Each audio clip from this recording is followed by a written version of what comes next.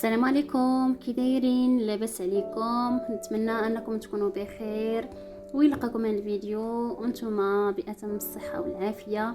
مرحبا بكم عندي في فيديو جديد. اليوم غادي نشارك معكم هكا فيديو قصير، غادي نشارك معكم هكا عصير هكا ديجا جربته وعجبني. قلت علاش ما نجربوش هكا ما نبارطاجيش. عندي هنايا البنات عندي هنايا 3 الحبات ديال الليمون، الكميه على حسب داكشي اللي بغيتو نتوما الكميه. عندي هنايا حبه واحده ديال الحامض، غادي نحكها وغادي نقيها ونقطعها. وعندي هنايا المكون الرئيسي، عندي هنايا البومبلوموس. هذا البومبلوموس البنات اللي عندي هنايا راه بيو، شويه فيه شويه ديال حامض ومر في نفس الوقت. غادي نحاول انني نقي هكا لي فرويت ديالي، وغادي نحاول نقطعهم ونحاول نحيد منه ديك الزريعه باش ما يجيش هكا العصير ديالي مر. حيت عندي ديجا البومبلوموس هكا شويه مر وصافي كيجي عصير غزال البنات ما تشبعوش منه. فيه هكا مزيج بين 3 ديال الاذواق، فيه هكا شويه ديال المروره، فيه شويه ديال الحموضه وشويه ديال الحلاوه. المهم مزيج رائع بزاف.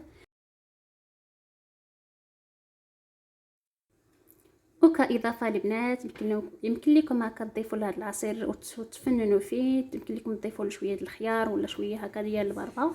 انا اكتفيت غير بداكشي اللي عندي هكا في الثلاجه، وغادي نزيد له هكا تقريبا نص اطرو ديال الماء، وغادي نحاول انني نطحنو مزيان مزيان.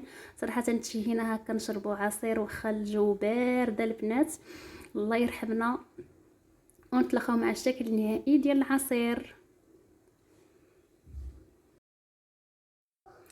هذا هو الشكل النهائي ديال العصير هكا بالليمون والحامض والبومبلوموس. نتمنى ان هذا الفيديو ينال الاعجاب ديالكم، وان شاء الله تجربوه في ديوركم. جا رائع البنات، كيشهي لا في اللون لا في المذاق. فيه هكا مزيج بين 3 ديال الاذواق، فيه هكا شويه ديال المروره وشويه ديال الحموضه وشويه ديال الحلاوه. نتمنى ان هذا الفيديو ينال الاعجاب ديالكم هكا وتجربوه في ديوركم ان شاء الله وينال الاعجاب ديالكم. حتى الفيديو الجاي ان شاء الله، مع السلامه وتجاون المان بالهنا.